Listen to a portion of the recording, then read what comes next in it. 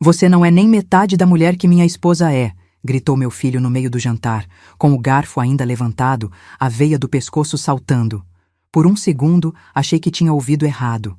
O silêncio caiu pesado sobre a mesa, até o barulho do talher da minha neta parou. O cheiro do frango assado, do arroz soltinho que eu mesma tinha feito, de repente me deu enjoo. Respirei fundo, senti o peito queimar, mas mantive a voz firme. Engraçado. Falei devagar, limpando a boca com o guardanapo. A sua esposa te contou quem financiou a casa de vocês? Marcelo arregalou os olhos, como se eu tivesse dito um absurdo. Casa? A nossa casa? Ele repetiu, a palavra nossa escorrendo pela mesa como uma provocação. Camila, minha nora, não levantou o olhar do prato.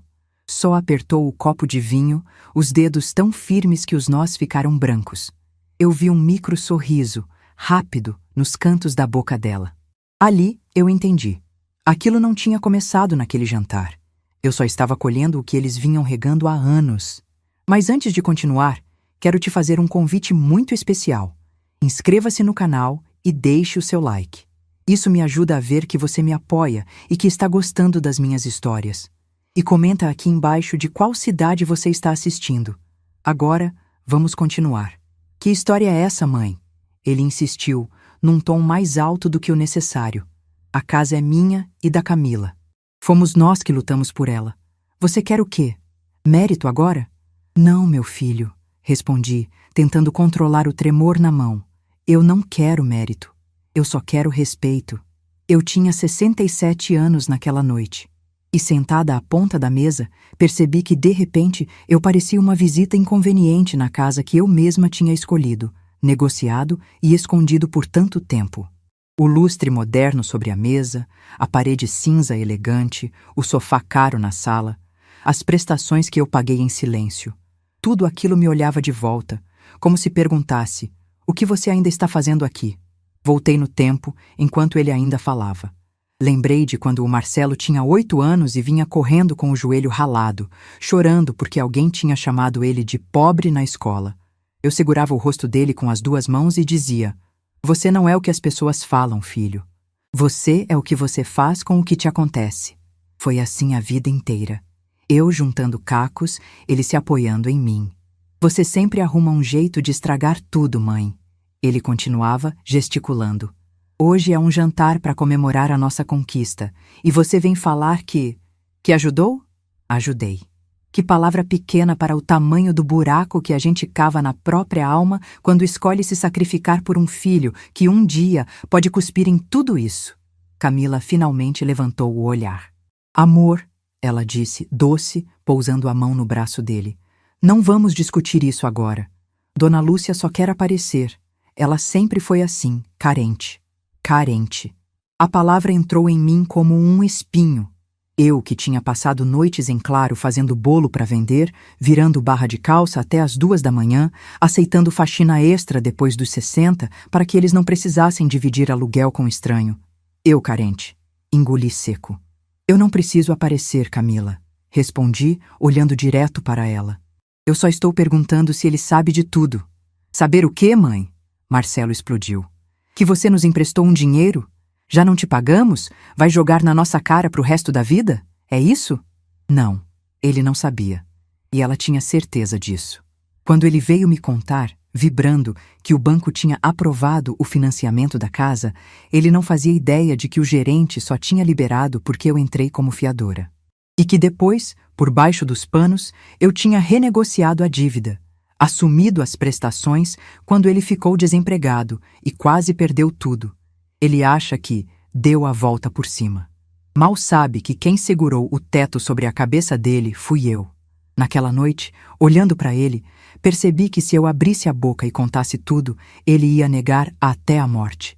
Ou pior, ia dizer que era obrigação minha. Mãe tem que ajudar, mãe vive para isso, mãe não sente, não cansa, não tem limites. Foi ali, com o cheiro do frango esfriando, que uma ideia diferente começou a nascer em mim. Eu não sabia ainda como, nem quando, mas eu ia virar esse jogo. Não gritando, não quebrando pratos, não implorando amor. Eu ia virar esse jogo do jeito mais silencioso e doloroso que ele menos esperava. Se você veio aqui para causar, melhor comer e ir para o seu quarto, mãe. Ele concluiu com aquela frieza que eu nunca tinha visto nos olhos do meu menino. Você está morando aqui de favor. Não complica. De favor, a faca entrou aí. Eu respirei fundo, segurei o guardanapo com força para não tremer. Sabe, Marcelo, respondi com calma. Eu acho que você esqueceu algumas coisas. Mas tudo bem. Uma hora a memória volta. Me levantei devagar, ouvindo a cadeira arrastar no piso. Ninguém tentou me impedir. Ninguém perguntou se eu tinha terminado de comer. Eu era o peso que atrapalhava o clima da noite.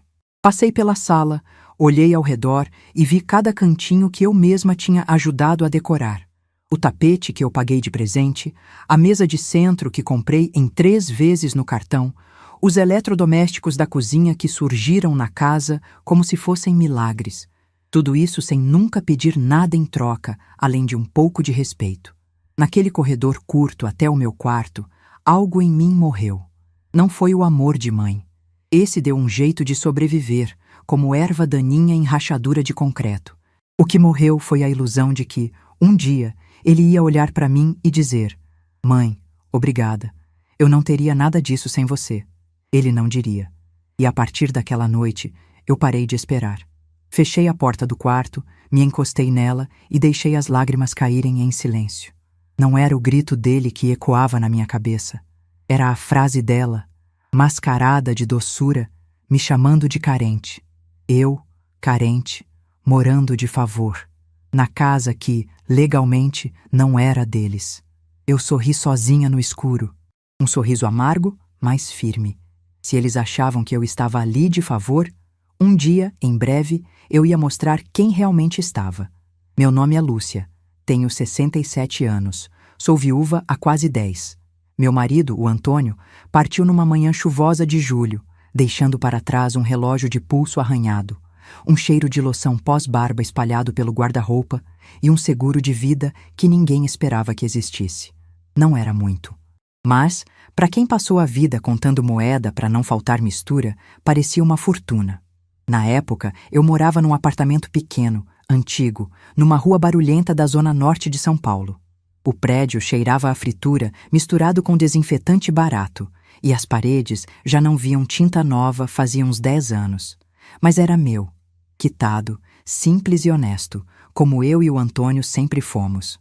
Marcelo vivia reclamando do lugar. Esse bairro é perigoso, mãe. Esse prédio é feio. Você merece coisa melhor, ele dizia, abraçando o caderno de faculdade que eu ajudei a pagar vendendo bolo, salgado, costurando barra de vestido. Um dia eu te tiro daqui. Você vai ver. Esse um dia nunca chegou. Quem começou a sair do lugar fui eu. Quando o seguro caiu, o gerente do banco me chamou para conversar. Seu Antônio deixou um valor interessante, dona Lúcia. A senhora já pensou em investir? Em comprar outro imóvel? Hoje é a melhor hora. Eu nunca tinha entrado em agência de banco como alguém que pode. Sempre como quem pede prazo, renegocia, tenta respirar. Naquela cadeira acolchoada, com o ar-condicionado gelando minha nuca, eu me senti importante. Foi aí que surgiu a ideia. Comprar uma casa melhor, numa rua mais tranquila, talvez mais perto do trabalho do Marcelo, da faculdade, do futuro que ele dizia querer construir. Uma casa onde eu pudesse, quem sabe, envelhecer sem subir tanto degrau, sem ouvir o som constante dos vizinhos brigando. Mas quando eu comentei isso com ele, a reação não foi a que eu esperava. Mãe, você vai torrar esse dinheiro numa casa velha? Não faz isso, ele pediu. Pensa diferente. Se a senhora entrar como fiadora, eu e a Camila conseguimos financiar uma casa nova, num condomínio bom. A gente mora com a senhora. A senhora não fica sozinha. É perfeito. Camila, na época, ainda falava comigo com voz doce. Dona Lúcia, a senhora é como uma segunda mãe para mim. Eu ia amar morar com a senhora. A gente cuida da senhora na velhice. Imagina, jantar em família todo dia, as crianças correndo pela casa. Vai ser lindo. Lindo. A palavra me venceu. Eu quis acreditar. Eu quis tanto acreditar que fechei os olhos para os riscos. Assinei papéis que eu mal entendia, confiando no gerente que dizia: "Fica tranquila, dona Lúcia, isso aqui é só uma formalidade." Entrei como fiadora. Usei parte do dinheiro do seguro para garantir a entrada. E, em segredo, renegociei depois com o banco, colocando meu nome como responsável principal em caso de atraso. Se eles soubessem disso? Não sabiam. Sabiam só da metade que pareceria razoável. Minha mãe ajudou um pouco com a entrada. Essa parte eles repetiam para todo mundo, com orgulho. O resto, eu guardei comigo, como quem guarda um trunfo que não pretende usar, até perceber que precisa. Os primeiros anos na casa nova foram quase um sonho. Era um sobrado gostoso, numa rua calma de bairro de classe média. Portão automático, garagem com vaga para os 2 carros deles, quintalzinho no fundo onde eu plantei manjericão, alecrim e uns pés de pimenta. O quarto que me deram no andar de baixo tinha janela para o jardim. Camila vinha tomar café comigo e falar de projetos, planos, da vontade de ter filhos. Mãe Lúcia, ela dizia, sentando na minha cama, mexendo nas minhas roupas com intimidade. Quando a gente tiver nosso bebê, espero que ele pegue o coração da senhora. Nunca vi alguém tão generoso. Eu acreditava. Eu queria acreditar. Mas as coisas começaram a mudar devagarinho, como infiltração na parede. Primeiro foi o Mãe Lúcia, voltando a ser Dona Lúcia. Depois vieram as pequenas indiretas na cozinha. A senhora precisava mesmo usar tanto óleo? Essa panela velha ocupa muito espaço. Tem como não deixar tanta coisa espalhada? A casa agora é nossa. Precisamos manter um padrão. O padrão. Como se eu fosse um borrão no quadro clean que ela queria postar nas redes sociais. Quando nasceram as crianças, piorou. Não pega o bebê assim, Dona Lúcia. A senhora não tem mais coluna para isso. Não dá doce para eles, por favor. Hoje em dia a alimentação é diferente, mais saudável. Não fala essas coisas. A senhora é muito dramática. Vai traumatizar a menina. E eu engolia. Engolia porque queria estar perto dos meus netos. Engolia porque dizia para mim mesma que era só uma fase. Que o cansaço fazia as pessoas serem mais ríspidas. Que no fundo eles me amavam. Foi só quando Marcelo perdeu o emprego e a primeira prestação atrasou que eu vi um lado dele que eu não conhecia. Você tem dinheiro guardado, mãe. Ele falou sem rodeios na cozinha enquanto eu lavava a louça. Resolve isso para mim. Eu estou me reerguendo. Depois eu te pago. Eu fui ao banco. Sentei com o gerente. Vi os números. Fiz contas. Eu podia. Mas, a que preço? Se a senhora assumir as parcelas por um tempo, Dona Lúcia, o gerente disse, ajeitando os óculos, vamos transferir a responsabilidade principal para o seu CPF. É mais seguro para eles, claro, mas é a senhora que segura o rojão, entende? Eu entendi. E assinei mesmo assim. Aos poucos, as prestações da casa passaram a sair direto da minha aposentadoria e das rendas extras de costura. Eu comecei a cortar carne do meu prato, a comprar remédio mais barato, a dizer não precisa quando me ofereciam algo. O apartamento antigo, aquele pequeno, seguiu alugado e o dinheiro ajudava a compor o rombo. Eles sabiam que o apartamento existia, mas tratavam como um bônus que um dia, talvez, seria deles. Quando a senhora não estiver mais aqui, esse apartamento fica pra gente, né? Camila perguntou uma vez, rindo como se fosse piada. Se eu achar que vocês merecem, respondi, meio séria, meio brincando. Ela riu de volta, mas o brilho nos olhos era de quem não estava brincando. A casa, no papel, caminhava cada vez mais para minhas mãos. No coração deles, porém, era a conquista do casal. Eles postavam fotos na varanda escrevendo nossa casinha, nosso sonho, nossa vitória. Eu tirava as fotos. Eu segurava o celular. Quando naquela noite de jantar ele gritou que eu não era nem metade da mulher que a esposa dele era, todas essas cenas passaram pela minha cabeça num segundo. Cada assinatura, cada madrugada de costura, cada prestação paga, cada humilhação engolida em silêncio. Naquela mesma noite, depois que fechei a porta do quarto e chorava baixinho, peguei a pasta de documentos de dentro do guarda-roupa. Sentei na cama, com as mãos ainda trêmulas, e comecei a folhear os papéis. Contrato do banco, aditivos, comprovantes de pagamento, escrituras, correspondências. Quanto mais eu lia, mais uma verdade se impunha diante de mim. Se eu quisesse, eles não ficavam ali nem mais um mês. Pela primeira vez em muitos anos, eu deixei essa possibilidade entrar na minha cabeça sem culpa. E, quando ela entrou, não quis mais sair.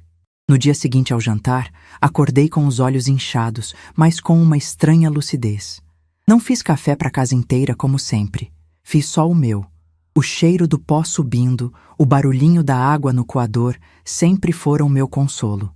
Sentei na mesa da cozinha ainda vazia, com a caneca entre as mãos, e decidi que pela primeira vez eu ia parar de agir como se fosse hóspede ali.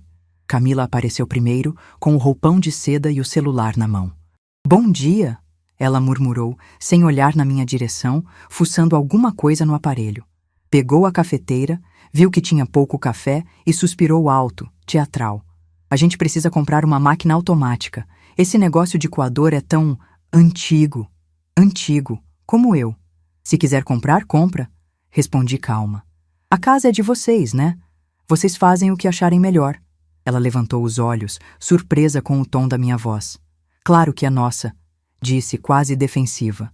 "Por quê?" "Por nada, Camila. Só uma curiosidade." Marcelo desceu logo depois, de camisa social e a gravata na mão. Tinha conseguido um emprego novo há alguns meses, numa empresa de logística. Nada luxuoso, mas suficiente para ele voltar a se sentir provedor. "Bom dia," ele falou, seco. Pegou o pão, passou manteiga, abriu a geladeira, pegou o suco. Nem sequer me encarou direito. "Você vai chegar tarde hoje?" Perguntei como quem puxa assunto. "Por quê?" "Porque eu vou sair. Vou no banco. Talvez passe no cartório." A faça entrou ali, discretamente. Ele franziu a testa. "No banco? Cartório? O que você vai fazer lá?" "Resolver umas coisas minhas," respondi levantando da mesa. "Não se preocupa, não tomo muito do seu tempo." Eu podia ter explicado ali. Podia ter jogado na cara, mostrado os documentos, desafiado a versão de mundo confortável que ele tinha construído, de que era o dono da casa, o homem da família, o vitorioso que tirou a mãe da pobreza. Mas eu preferi outra coisa. Preferi deixar o silêncio trabalhar a meu favor. Às vezes, o que mais preocupa alguém não é o que você diz, é o que você para de dizer. No banco, sentei na mesma cadeira onde, anos atrás, o gerente tinha me tratado como cliente importante. Agora, eu sabia que era mais do que isso. Eu era a pessoa sem a qual aquela casa não existiria. Expliquei a situação para a nova gerente. Uma moça de uns 30 e poucos anos, olhar esperto, unhas bem feitas. Mostrei todos os papéis. "Então, dona Lúcia," ela disse, folheando o contrato, "a senhora é, sim, responsável principal pelo financiamento. E, pela movimentação aqui, praticamente todas as parcelas foram pagas da sua conta." Eu assenti, envergonhada, como se tivesse feito algo errado. "E, se eu quisesse quitar o que falta?" perguntei. "Quanto sairia?" Ela digitou, fez contas, virou a tela com os números. Era muito, mas não era impossível. Se eu mexesse no que ainda restava do seguro, somasse com o que eu guardava do aluguel do meu apartamento antigo, eu conseguiria.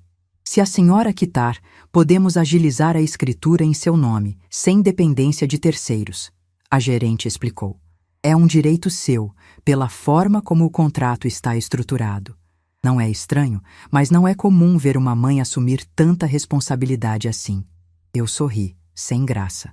"Mãe faz umas loucuras, né?" respondi. "A questão é que agora eu não tenho mais certeza se quero continuar fazendo." Saí do banco com um papel dobrado dentro da bolsa. A simulação da quitação. No caminho de volta, parei numa praça, sentei num banco de cimento e deixei o vento bater no rosto. Vi crianças brincando, um homem vendendo pipoca, um senhor caminhando devagar, apoiado numa bengala. Pensei no Antônio. "Parece que chegou a hora de eu cuidar de mim, né, Tonho?" murmurei, baixinho. "Porque se eu continuar desse jeito, vou morrer dentro de uma casa onde me tratam como incômodo." Nos dias seguintes, as coisas ficaram mais tensas. Eu parei de fazer certas coisas automaticamente. Não lavei mais a roupa da casa toda, só a minha. Não arrumei mais os sapatos jogados pela sala. Não fiquei de babá dos netos em cima da hora só porque pintou um compromisso. As reações vieram rápido. "Você pode pegar as crianças na escola para mim hoje?" Camila perguntou, já com a bolsa no ombro. "Hoje não posso," respondi. "Tenho consulta." De novo, dona Lúcia, a senhora vive no médico agora? É que eu fiquei velha, né? Falei com um sorriso de canto de boca. E velha não presta para quase nada, a não ser para fazer exame. Marcelo começou a chegar em casa mais irritado. Reclamava de tudo, do trânsito, do chefe, da comida que não estava pronta, do copo fora do lugar. E no meio dessas reclamações, começaram a aparecer frases que ele nunca tinha ousado dizer antes. Olha, se for para ficar aqui fazendo cara feia, é melhor voltar para o seu apartamento velho. Você acha que é fácil sustentar essa casa? Você devia agradecer por ter um teto decente para morar, em vez de ficar de birra. A cada frase, uma parte de mim endurecia. Outra amolecia de vez. Era estranho. Eu ficava menos medrosa, mas mais cansada. Menos disposta a engolir sapo, mas mais consciente do tamanho da ingratidão que eu tinha criado com as próprias mãos. Uma noite, depois que todos foram dormir, sentei na mesa da cozinha com uma folha de papel e uma caneta. Escrevi um bilhete simples, que não tive coragem de entregar naquele momento. Marcelo, um dia você vai descobrir de quem é, de verdade, a casa onde você mora. Espero que, quando isso acontecer, ainda exista em você um pouco do menino que me chamava de heroína. Porque o homem que gritou comigo no jantar, esse eu não reconheço. Dobrei o bilhete e guardei na gaveta. Não era a hora ainda. Antes de fazer qualquer movimento, eu precisava de mais uma coisa: orientação.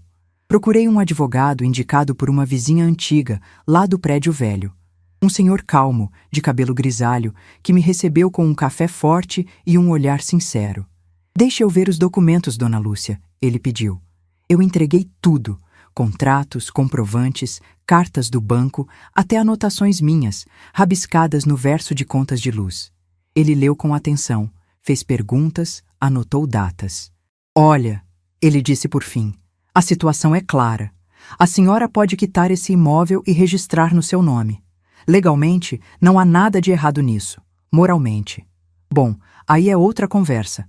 Mas, pelo que a senhora está me contando, eles não têm sido exatamente justos com a senhora, não é? Eu ri, sem humor. Justos? Eles acham que eu moro de favor, doutor. É, ele concordou séria.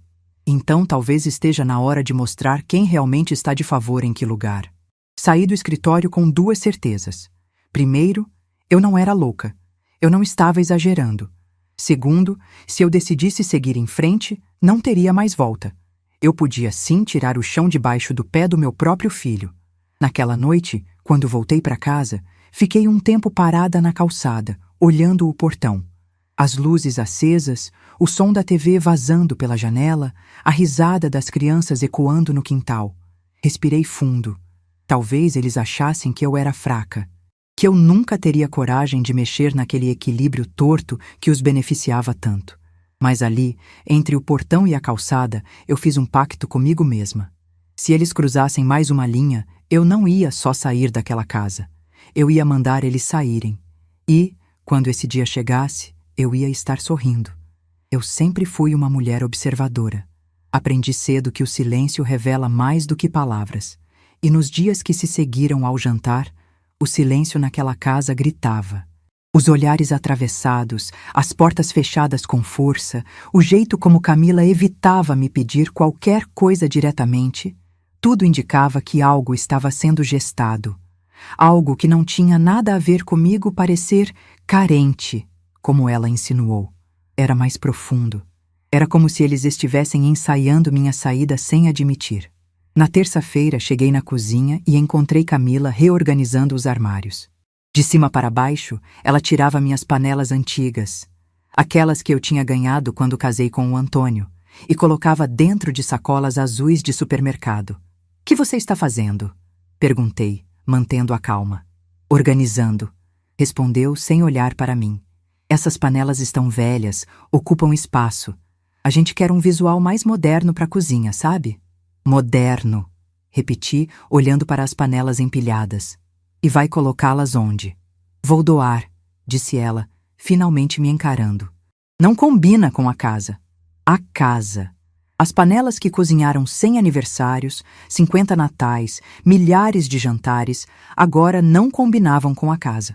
Era simbólico demais para ser coincidência. "Essas panelas são minhas", lembrei. Camila arqueou uma sobrancelha. Ah, Dona Lúcia, a senhora usa tanto essas coisas? Quase não cozinha mais. Deixa a gente deixar a casa com a nossa cara. A nossa cara. Cada frase parecia cuidadosamente escolhida para me deslocar, me reduzir, me convencer de que aquilo não era mais meu lugar. Eu respirei fundo. Pode guardar minhas panelas no meu quarto, não serão doadas. Ela riu como se eu estivesse sendo infantil. Como queira, mas vai ficar feio lá.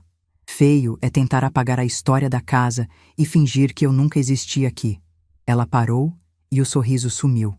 Por um momento, achei que ela fosse responder, mas preferiu pegar as panelas uma a uma e levar até meu quarto, como quem carrega quinquilharia sem valor.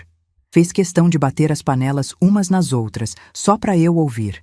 Mais tarde, quando Marcelo chegou, ele veio me procurar. Por que você brigou com a Camila por causa de panela? Perguntou, impaciente. Não briguei. Só pedi que não doassem minhas coisas. Mãe, a casa é pequena, a gente precisa otimizar espaço. Você sabe que, quando compramos essa casa, pensamos em algo. Nosso. Aquela palavra voltava sempre. Nosso, nosso, nosso. E eu, o que era? A hóspede que atrapalha a decoração? Marcelo, falei firme. Você está esquecendo de uma parte importante dessa história. Essa casa não existe sem mim. Ele bufa, como quem escuta uma velha tagarelando. A senhora ajudou, eu sei, mas nós é que mantemos tudo funcionando. Vocês? Sim, mãe. Eu e a Camila. A gente sustenta essa casa. Sustentam. A palavra quase me fez rir. Eu olhava nos olhos dele e não via nem sombra do menino que um dia acreditou que eu era a mulher mais forte do mundo. Está tudo bem, Marcelo, respondi. Se é assim que você enxerga, ótimo. Continue vendo desse jeito. Uma hora você vai descobrir a verdade. Ele franziu a testa. Que verdade, mãe? Aquela que você vai ouvir do banco antes de mim. Ele abriu a boca para perguntar mais, mas eu virei de costas. Naquele instante, percebi algo. Não era só ingratidão, era medo. Medo de que eu tivesse mais controle sobre aquela casa do que eles queriam admitir. Medo de perder o conforto que construíram às minhas custas. Na quinta-feira, Camila deu o golpe final. Eu estava na sala, costurando um vestido da minha neta, quando ela entrou com 2 pastas na mão. Preciso que a senhora assine uns documentos, disse, estendendo uma folha. Documentos do quê? Coisa simples. Atualização do cadastro da casa. Vai agilizar umas burocracias. Nada demais. O coração acelerou. Peguei o papel. Li a primeira linha. E meu sangue gelou. Era uma solicitação de alteração de titularidade. Um pedido de transferência. Para o nome do casal. Camila, falei devagar. Você quer que eu transfira a casa para vocês? Ela deu um sorriso treinado. Claro, né? É a nossa casa. Mas burocraticamente algumas coisas ainda estão no seu nome. Então precisamos regularizar. Eu olhei fundo nos olhos dela. E por que não me pediram isso antes? Porque, bom, achamos que a senhora ia entender naturalmente. É o certo.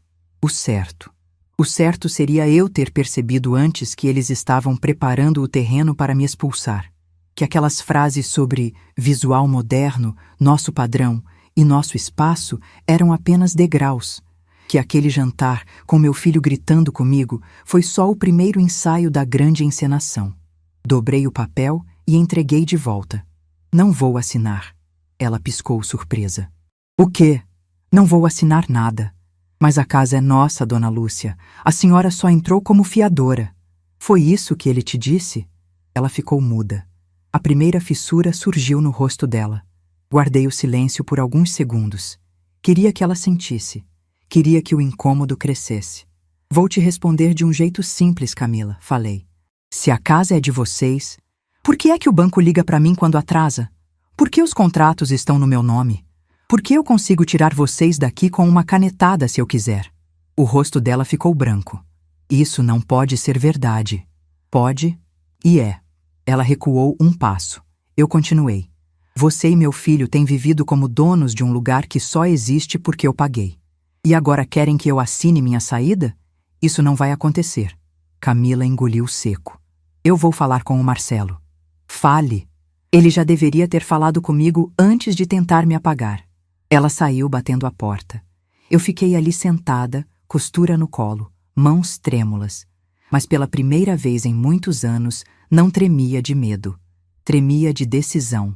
Ali, naquele instante, percebi que não havia mais retorno. Se eu quisesse retomar minha dignidade, minha história e o que era meu, eu teria que ir até o fim. Mesmo que doesse. Mesmo que meu filho me odiasse por um tempo. Mesmo que eu tivesse que virar a vilã da narrativa deles. Fechei a costura, guardei tudo na caixa e pensei: talvez esteja na hora de mostrar quem realmente sustenta essa casa e quem só se apoia nela. Marcelo chegou do trabalho mais cedo naquela sexta-feira. O barulho da porta batendo já anunciava que Camila tinha contado tudo. Eu estava na cozinha, picando cebola para fazer meu jantar, quando ouvi os passos rápidos, duros, carregados de raiva. Ele entrou sem pedir licença, como se a sala fosse território dele, e eu, uma intrusa inconveniente. "Que história é essa que você contou para Camila?" perguntou com a voz engasgada de fúria. "Depende", respondi calmamente, continuando a cortar os pedaços de cebola. "Qual parte?" ela repetiu. "Que você pode tirar a gente daqui, que a casa é sua, que..." "Eu não disse que a casa é minha", interrompi. "Disse que poderia ser, se eu quisesse." Ele ficou mudo por 2 segundos. 2. O suficiente para a verdade fazer cócegas no fundo da cabeça dele. "Isso é mentira", afirmou enfim. "A casa é minha e da Camila. Nós pagamos por ela." Eu coloquei a faca na pia, lavei as mãos com calma e me virei para olhar meu filho nos olhos. "Vocês pagaram 2 prestações. Eu paguei 78. O silêncio caiu entre nós como um copo quebrado. Camila apareceu logo atrás dele, braços cruzados, o rosto tenso, mas tentando manter uma postura altiva. "Isso não muda nada", disse ela com a voz fina, quase tremendo. "A casa sempre foi nossa intenção. Nós que construímos tudo aqui." "Intenção não paga boleto", respondi. "Você não teria feito nada disso sem nós", rebateu. "Errado", respondi dando um passo à frente. "Eu fiz tudo isso apesar de vocês." Antes que continuemos, me diga aqui nos comentários o que você está achando desta história até agora e o que você faria no lugar dela. Não saia do vídeo, porque o que vem a seguir vai te deixar arrepiado. Marcelo vinha ficando vermelho. Ele não suportava ouvir fatos que contrariassem sua versão heróica da própria vida. "Se você está achando que pode mandar na minha casa, a sua casa..." Eu me aproximei até ficar a menos de 1 palmo dele. "Marcelo, se essa casa fosse sua, você teria recebido as ligações do banco, teria assinado os contratos, teria quitado as parcelas atrasadas." Ele engoliu seco. Camila colocou a mão no braço dele, tentando acalmá-lo. "Amor, deixa. Ela está fazendo isso porque tem medo de ficar sozinha. É normal na idade." Eu quase ri. Quase. "Deixa eu te explicar uma coisa, Camila", falei firme. "Vocês 2 montaram uma narrativa tão confortável que acharam que eu ia acreditar nela também. Não estamos montando nada. Estão sim. E começaram quando tentaram tirar minhas panelas da cozinha. Quando tentaram reorganizar tudo como se eu fosse objeto de decoração fora de lugar. Quando o Marcelo gritou no jantar que eu não era metade da mulher que você é. E quando você me trouxe um papel dizendo que eu devia transferir a casa para vocês." Marcelo ficou branco. "Camila, você fez isso?" Ela gaguejou. Eu só... "Você tentou me enganar", finalizei. "Mas eu não assinei. E sabe por quê? Porque eu não devo nada a vocês." Ele passou a mão no cabelo, nervoso. "Mãe, olha, talvez a gente tenha passado um pouco do ponto, mas você também está exagerando. Você sabe que te amamos. Amar é o que você fez no jantar?" Ele se encolheu. Camila desviou o olhar. Eu respirei fundo e fui até minha cômoda no quarto. Peguei a pasta azul onde guardava os documentos. Voltei para a sala e coloquei a pasta em cima da mesa de centro. "Está tudo aqui." "Isso prova o quê, mãe?" Ele desafiou. Eu abri a pasta. Tirei o contrato do banco, as renegociações, os comprovantes de pagamento, as cartas do gerente. "Prova que vocês moram há anos numa casa financiada por mim e que eu posso quitá-la amanhã se quiser. O banco já me deu o valor. Está aqui." Mostrei o papel. Camila arregalou os olhos. Marcelo segurou o documento com as mãos trêmulas. Isso é muito dinheiro, mãe." "É, dinheiro seu?" Ele não respondeu. Dinheiro de vocês? Silêncio. Eu me sacrifiquei por vocês, continuei. Eu fiquei sem comprar roupa por 2 anos. Eu cortei carne da minha alimentação. Eu fiz costura de madrugada para completar a parcela. E vocês me retribuíram tentando me apagar da própria casa que eu construí. Camila finalmente explodiu. Você está dramatizando. A casa é nossa família, nosso futuro. Por que está fazendo isso com a gente? Eu? Eu dei um leve sorriso. Eu só estou devolvendo o que vocês construíram. Distância. Marcelo jogou os papéis na mesa e passou as mãos na cabeça. Você quer o quê, então? Quer que a gente te peça desculpa? Quer fazer a gente se sentir culpado? É isso? Não. Me sentei no sofá, tranquila. Eu quero que vocês entendam que eu abri mão de muita coisa para que vocês tivessem essa vida. E vocês tentaram me expulsar dela. Então agora, Marcelo, quem vai decidir seu futuro sou eu. Ele arregalou os olhos. Como assim? Eu me levantei devagar.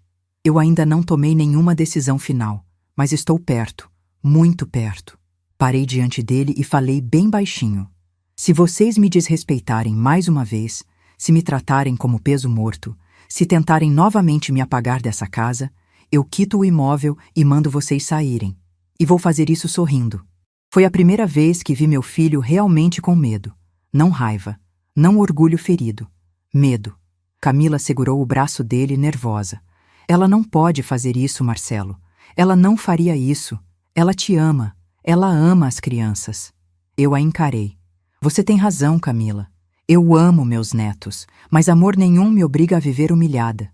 Ao ouvir a palavra humilhada, Marcelo desviou o olhar.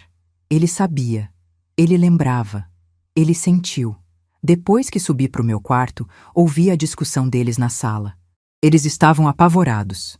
Camila repetia que eu estava ficando velha, que não podia tomar decisões assim, que era injusto. Eu alegar direitos que sempre foram meus. Marcelo dizia que precisava resolver isso antes que fosse tarde. E ali, deitada na minha cama, percebi que tinha recuperado algo que eles tentaram tirar de mim. Meu poder. A guerra não estava vencida, mas eu tinha acabado de virar o jogo. No sábado de manhã, a casa estava tão silenciosa que eu podia ouvir meu próprio coração batendo. Nem as crianças faziam barulho. Elas sempre acordavam correndo pela sala, brigando por causa do desenho. Mas naquela manhã, nada. Era o tipo de silêncio que não nasce da paz, nasce do medo. Desci as escadas devagar, sentindo o cheiro do café, fraco, aguado, do jeito que Camila fazia quando estava nervosa. Ela estava na cozinha, mexendo a xícara com força demais. Marcelo, sentado à mesa, encarava o celular sem realmente ver nada. Pareciam 2 adolescentes que tinham aprontado e estavam esperando descobrir qual seria o castigo. Bom dia, eu disse. Eles responderam em coro, sem levantar os olhos. Peguei minha xícara, servi meu café, me sentei no canto da mesa como sempre fiz. Fiquei observando. Eles tentavam agir normalmente, mas não conseguiam. Marcelo esfregava as mãos uma na outra. Camila batia o pé no chão num ritmo irritado. Vocês dormiram bem? Perguntei. Eles se entreolharam. Mais ou menos, respondeu ele. A gente ficou conversando. Ficou claro que conversando significava entrando em pânico. Eu imagino, respondi. Vocês estão tentando entender o que fazer agora. Camila pousou a colher com um estrondo. Dona Lúcia, começou quase trêmula. Não precisa mexer na casa. A senhora sabe que isso seria complicado pra gente. Complicado é pouco, Marcelo completou. A gente não tem pra onde ir. Eu tomei um gole do café, observando cada reação. Engraçado, murmurei. Porque no jantar, vocês falavam como se eu fosse a intrusa, como se a casa fosse apenas de vocês. Marcelo se retraiu. Eu estava nervoso, mãe. Eu também, respondi. Mas você não pensou nisso antes de me humilhar. Ele baixou o rosto. E naquele gesto, eu finalmente vi o menino que eu criei. O homem, não. Mãe, disse ele com a voz baixa. Eu falei coisas horríveis. Coisas que não refletem o que eu sinto. Camila respirou fundo, visivelmente contrariada por ele estar se desculpando. Ele estava fora de si, Dona Lúcia. A senhora sabe como ele fica quando perde o controle. Eu sei, respondi. Mas também sei como ele fica quando precisa enfrentar as consequências. A porta do quarto das crianças abriu e minha neta, Lara, apareceu com os olhos inchados de sono. Vovó, ela chamou vindo até mim. Quero meu café com leite. Aquela menina tinha uma doçura que ninguém naquele mundo merecia, nem mesmo eu. Preparei o café com leite e entreguei para ela. Ela sorriu daquele jeito que faz o mundo inteiro ficar mais leve. E foi ali, no sorriso da Lara, que eu tive certeza do próximo passo. Depois do café, chamei Marcelo para conversar no quintal. Ele veio, cabeça baixa, mãos nos bolsos. Filho, comecei. Você sabe por que eu ainda não decidi nada? Ele balançou a cabeça.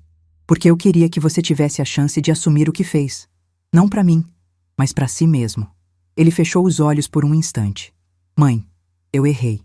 Eu estava me achando demais. A Camila, a gente acreditou que a casa era nossa porque a gente queria muito que fosse. Queria ter conquistado isso. Mas não conquistaram, eu disse. Não como pensam. Eu sei. Ele respirou fundo. Eu fui injusto. Fui arrogante. Fui ingrato. Eu estava sendo o tipo de homem que eu sempre prometi que nunca seria. Por quê? Porque... Ele hesitou. Porque eu queria ser suficiente. Sempre achei que eu era um peso para a senhora. E quando eu finalmente tive minha família, emprego, casa, eu queria provar que eu consegui. Mas no fundo, eu sabia da verdade. Sabia que nada disso existia sem você. E isso me diminuía. A sinceridade dele não apagava o que ele tinha feito, mas explicava. E às vezes, explicação é mais forte que desculpa.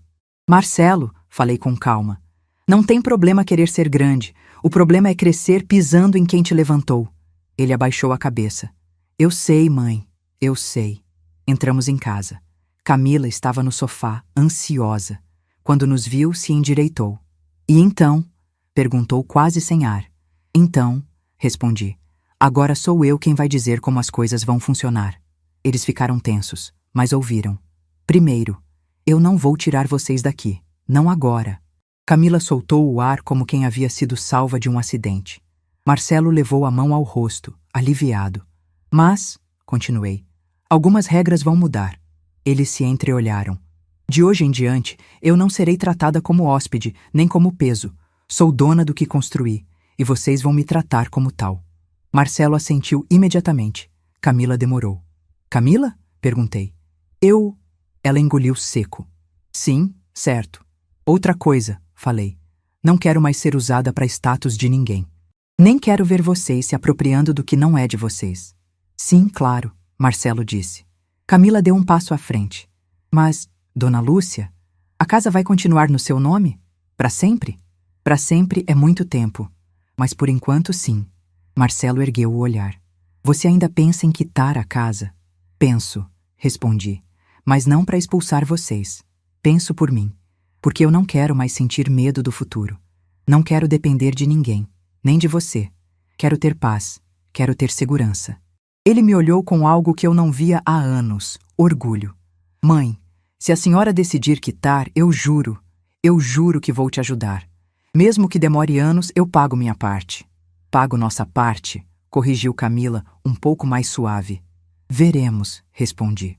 A conversa parecia ter terminado, mas não tinha. Havia algo mais, algo que eu precisava entender. Camila, chamei. Ela olhou para mim, apreensiva. Por que você queria tanto que eu assinasse aquela transferência? Ela hesitou. E quando respondeu, não desviou o olhar. Porque eu queria saber que temos um lugar garantido, que ninguém pode tirar isso da gente. Eu absorvi aquilo. Não era só ganância, era insegurança mascarada de controle. Você tem uma família agora, respondi. E uma família não se garante tirando dos outros, mas cuidando dos outros. Ela ficou em silêncio. E naquele silêncio eu vi que ela entendeu. Nos dias seguintes, algo mudou na casa. Camila passou a me chamar de Mãe Lúcia de novo. Marcelo parou de levantar a voz. As crianças voltaram a correr pela sala como se nada tivesse acontecido. A paz não voltou, mas nasceu algo melhor. Respeito. Eu passei a investir mais em mim. Voltei a frequentar o centro comunitário, as aulas de artesanato, o fisioterapeuta. E comecei a preparar um plano. Um plano que ninguém ali imaginava. Um plano que mudaria tudo, para sempre. O jogo tinha virado, mas a partida ainda não tinha acabado. As semanas seguintes foram diferentes de tudo o que eu já tinha vivido naquela casa. Era como se todos caminhassem sobre vidro quebrado, com medo de pisar no lugar errado. Marcelo me tratava com cuidado exagerado, quase infantil. Camila tentava compensar as grosserias antigas com gentilezas artificiais. Oferecia chá, perguntava se eu precisava de algo, sorria demais. E eu via tudo. Eu observava cada movimento. Não porque eu queria vingança imediata, mas porque pela primeira vez eu tinha tempo e poder para pensar em mim. E foi aí que o plano começou a nascer. Certo dia, enquanto eu arrumava minhas roupas no quarto, encontrei um envelope antigo, amarelo nas bordas, guardado no fundo da gaveta. Era um documento do meu apartamento antigo, aquele que eu mantinha alugado havia mais de 10 anos. Peguei o envelope, sentei na beira da cama e o abri. O contrato estava lá, intacto. E com ele, uma ideia que me fez sorrir pela primeira vez em muito tempo. Naquela noite, depois que todos foram dormir, peguei meu caderno e comecei a escrever. Passo 1, reaver meu apartamento. Passo 2, reformar. Passo 3, decidir o que fazer com esta casa e com quem está dentro dela. A ideia não era expulsar ninguém, não ainda. A ideia era recuperar meu lugar no mundo. No dia seguinte, fui visitar o apartamento. Chamei o inquilino e expliquei que precisava do imóvel de volta. Ele entendeu. Me entregou as chaves 2 semanas depois. Quando entrei, senti uma onda de nostalgia misturada com gratidão. As paredes antigas, o piso frio, a janela que dava para a rua movimentada. Tudo ali me lembrava quem eu era antes de me tornar muleta emocional e financeira da vida alheia. Fiquei horas andando de um cômodo a outro. Ali, naquele silêncio, tomei minha decisão final. Eu ia reformar o apartamento. Ia deixá-lo lindo, confortável, meu. E quando estivesse pronto, eu finalmente iria voltar para lá. Mas não antes de dar minha última cartada naquela casa. A cartada que mudaria a vida do Marcelo para sempre. Eu precisava que ele crescesse. Não queria destruí-lo. Queria acordá-lo. Queria que ele entendesse o valor de uma mãe, o peso dos próprios atos e a responsabilidade de ser o homem da própria vida. Não um menino atrás de desculpas. Então, comecei a colocar o plano em prática. Primeiro passo: falar com o advogado novamente. Contei tudo. Sobre o apartamento, sobre a situação atual da casa, sobre a relação abalada, sobre meu desejo de firmar meus direitos. Ele ouviu com paciência, com aquele olhar de quem conhece as dores antigas que as famílias varrem para debaixo do tapete. Dona Lúcia, ele disse, a senhora tem 2 opções. A primeira é quitar a casa imediatamente. A segunda é deixar tudo como está, mas estabelecer regras legais claras de convivência e propriedade. Quero ambas, respondi. Ambas? Sim, confirmei. Quero quitar a casa. E quero um documento que deixe muito claro que ninguém pode me tirar dela, mas também quero a liberdade de sair quando eu bem entender. Ele sorriu. Isso é fácil, mas posso perguntar? Por que agora? Eu respirei fundo. Porque por muito tempo eu fui o alicerce dessa casa. E ninguém viu, ninguém valorizou. Se eu continuar aqui, vou morrer sendo a mulher que segura tudo sem reconhecimento. E eu não quero mais isso. Ele assentiu. E quanto ao seu filho? Meu filho vai aprender, de um jeito ou de outro. Nos dias seguintes, comecei a agir como alguém que tinha um segredo, porque eu tinha mesmo. Eu saía cedo, voltava tarde, carregava pastas, conversava com construtores, arquitetos, pedreiros. Marcelo percebeu. Mãe, está tudo bem? Perguntou uma noite, enquanto eu colocava água para ferver. Está sim, mas a senhora anda tão ocupada, saindo tanto. É porque minha vida voltou a andar. Ele ficou quieto. Camila observava tudo com olhar desconfiado. Ela está aprontando alguma coisa, sussurrei para o Marcelo um dia, mas não tão baixo que eu não pudesse ouvir. Eu ouvi e sorri. Quando meu apartamento ficou pronto, voltei lá para ver o resultado. Paredes claras, cozinha nova, banheiro reformado, azulejos brilhando, uma luz suave entrando pela janela. Era simples, mas era meu, um lar verdadeiro.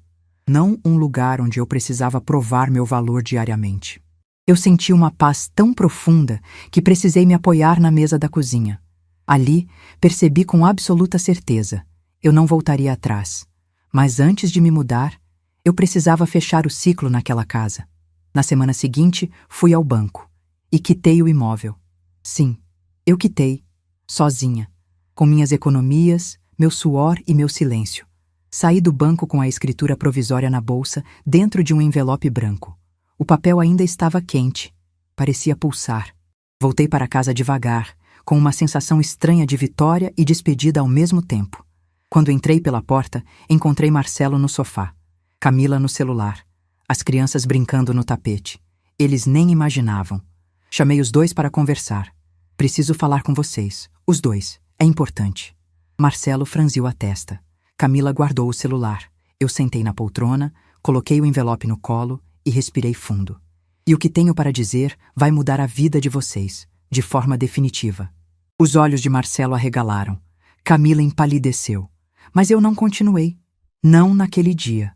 Levantei devagar, olhei para o envelope e apenas disse: amanhã. Amanhã vocês vão entender tudo. Subi para o quarto.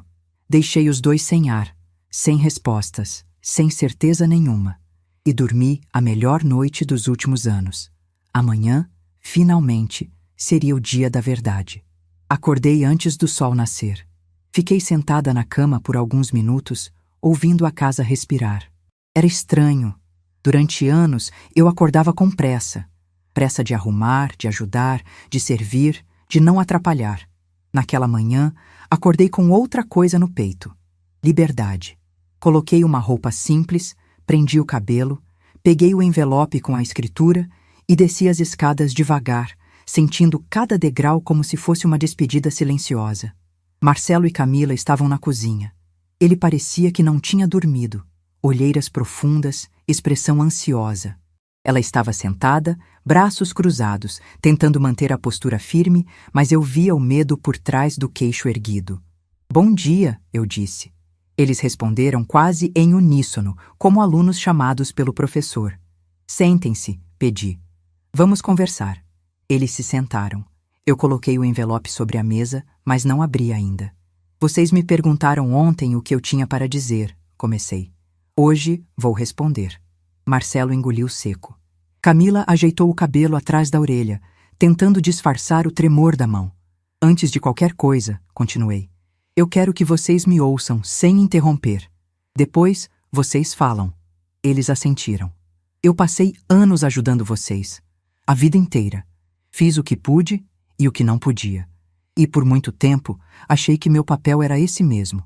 Segurar tudo, ser o alicerce invisível. Marcelo baixou a cabeça. Camila me observava sem piscar. Mas aquele jantar, aquela frase... Fiquei em silêncio por alguns segundos, deixando o peso da lembrança cair sobre a mesa. Você não é nem metade da mulher que minha esposa é. Marcelo fechou os olhos, como se tivesse levado um tapa. Aquilo me abriu os olhos, continuei. Eu percebi que vocês não me viam mais, que eu tinha virado um incômodo, um estorvo, uma sombra na casa que eu mesma construí.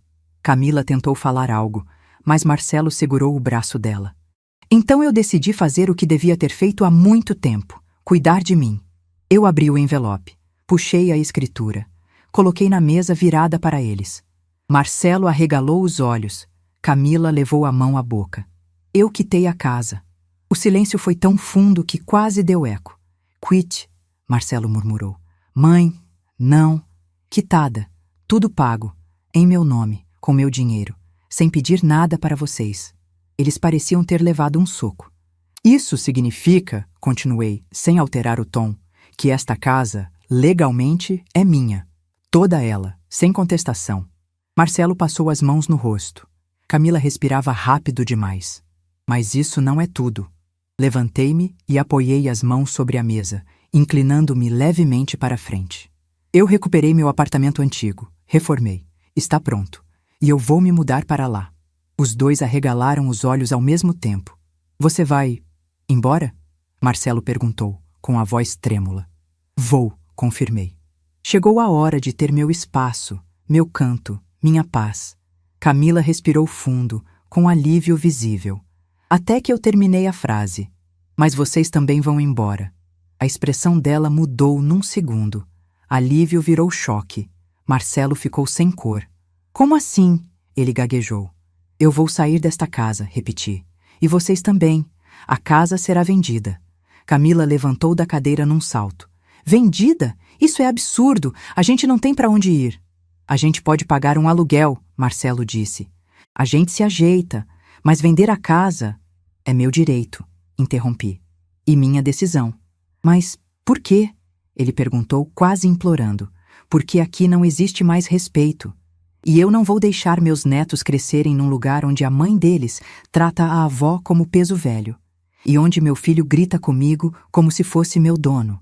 Marcelo desviou o olhar. Camila ficou vermelha.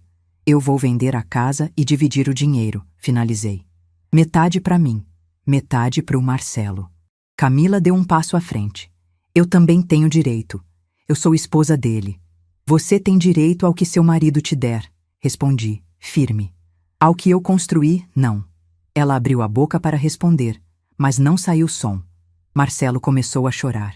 Choro baixo, contido, como um menino perdido no meio da sala. Mãe, eu errei muito, mas expulsar a gente...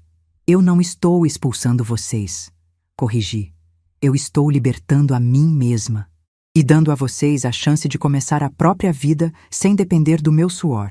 Camila estreitou os olhos. Você está fazendo isso para se vingar. Estou fazendo isso para não morrer amargando tudo o que engoli por vocês. Ela bufou. Você vai destruir nossa vida. Não. Quem destruiu foram suas atitudes. Eu só estou encerrando o ciclo. Marcelo respirou fundo. Quando temos que sair? Vocês terão 3 meses. Tempo mais que suficiente para encontrarem outro lugar. Ele levantou do banco devagar, como se estivesse carregando o peso do mundo. A senhora vai mesmo deixar a gente aqui sem nada? Vocês terão metade da venda, repeti. É mais do que vocês me dariam no meu lugar. Camila saiu da cozinha chorando de raiva. Marcelo ficou parado, sem saber o que fazer. Eu toquei no ombro dele. Filho, eu te amo. Mas amor nenhum me obriga a viver humilhada. E você precisa aprender a sustentar sua casa, sua família, sua vida. Ele chorou mais forte. Mas pela primeira vez em anos, não tentou me culpar por nada. Eu subi para o meu quarto e comecei a arrumar minhas coisas. Dobrei minhas roupas com calma. Peguei minhas panelas, as mesmas que ela tentou doar. Fechei as malas. Naquele mesmo fim de semana, me mudei. Quando fechei a porta da casa nova, meu apartamento reformado, senti algo que há muito tempo eu não sentia. Orgulho. Da mulher que eu fui, da mulher que eu aguentou, da mulher que eu me tornei. E da mulher que finalmente disse: saiam da minha casa. O que achou da história? Se inscreva no canal e compartilhe com alguém que também irá se emocionar hoje.